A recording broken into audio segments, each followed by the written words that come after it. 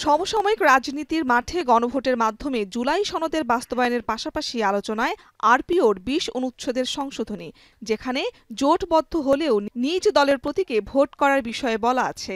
এরই মধ্যে গত ২৩ অক্টোবর উপদেষ্টা পরিষদের বৈঠকে আরপিও সংশোধনের অধ্যাদেশের খসড়া নীতিগত অনুমোদন দেয়া হয়। ত্রয়োদশ সংসদ নির্বাচনকে সামনে রেখে এবার আরপিওতে একগুচ্ছ সংশোধন আনা হয়েছে, যেখানে বলা হয়েছে জোটবদ্ধ হলেও নিজ দলের প্রতীকে ভোট করতে হবে। এছাড়া ভোটার তালিকা আইন, নির্বাচন কর্মকর্তার বিশেষ বিধান, নির্বাচন কমিশন সচিবালয় আইন, ভোটকেন্দ্র নীতিমালা, দেশি বিদেশি পর্যবেক্ষণ নীতিমালা ও সাংবাদিক নীতিমালা সহ সব ধরনের আইনবিধিতে সংশোধনী এনেছে কমিশন।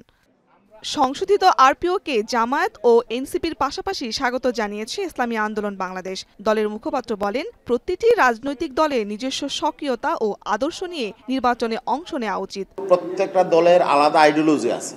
এখন যখন নাকি আমি অন্য দলের প্রতীক নিয়ে মাঠে নামি, তখন দেখা যাবে যে আমার নীতি আদর্শ তার মুখ্য থাকছে না।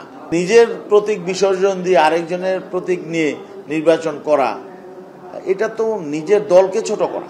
আমরা চাই এই সিদ্ধান্তের উপর যাতে সরকার এবং নির্বাচন কমিশন অটল থাকে। তবে এ বিষয়ে শুরু থেকে বিরোধিতা করে আসছে বিএনপি। কারো সঙ্গে আলোচনা না করে ইসি একক সিদ্ধান্তে আরপিও সংশোধন করেছে বলে অভিযোগ দলটির নেতাদের। উপদেষ্টা পরিষদ এখন কি দিল সিদ্ধান্ত? রাজনৈতিক দলগুলো বসে নিজেরা ঠিক করতে হবে। তাহলে এই বিষয়টা কেন রাজনৈতিক দলগুলোর সাথে আলোচনা করে ঠিক করা হলো না? পপুলার ভোটে সবচেয়ে বেশি ভোটে নির্বাচিত হয়েছে সবসময় বিএনপি। কাজে সেই দলটাকে অবজ্ঞা করে যদি তারা এক পেশে সিদ্ধান্ত অন্য কারো প্ররোচনায় নিতে চায়, তাহলে সেটা দেশ ও জাতির জন্য মঙ্গলজনক হবে না।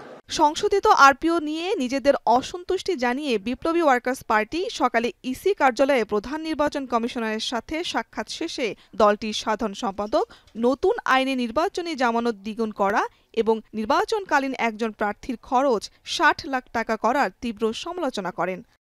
নির্বাচনে কালো টাকা, অবৈধ অর্থ, বিত্তবানরা এবং নানা মাফিয়া গোষ্ঠী নানা দলের ছদ্মাবরণে তারা যদি ঢুকে পড়ে এবং তারা যদি কোনো না কোনোভাবে যদি এভাবে একটা টাকার খেলা যদি নির্বাচনকে পর্যবেসিত করেন, তাহলে আশঙ্কা আছে আগামী জাতীয় সংসদও কিন্তু এক ধরনের বিত্তবান এবং টাকাওয়ালা এবং কালো টাকার মালিকদের কিন্তু ক্লাবে পর্যবেসিত হওয়ার।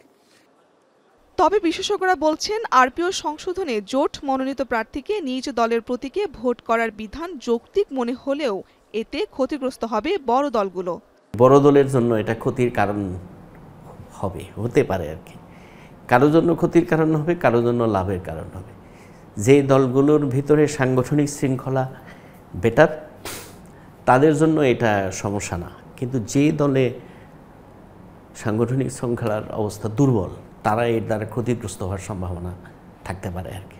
আরপিও সংশোধন অধ্যাদেশ জারির মধ্য দিয়ে নির্বাচনী আইনের সব ধরনের সংস্কার কাজ শেষ হলো। এর আলোকে দ্রুত দল ও প্রার্থীর আচরণ বিধিমালা জারি সহ আনুষঙ্গিক বিষয়ও জানাবে ইসি কমিশন। শারমিন পুতুল, এখন, ঢাকা। সানবিট সব দিবে সামাল। সানবিট ম্যাজিক প্রেস ডিশওয়াশিং এর মাথা ঘোরানো সলিউশন।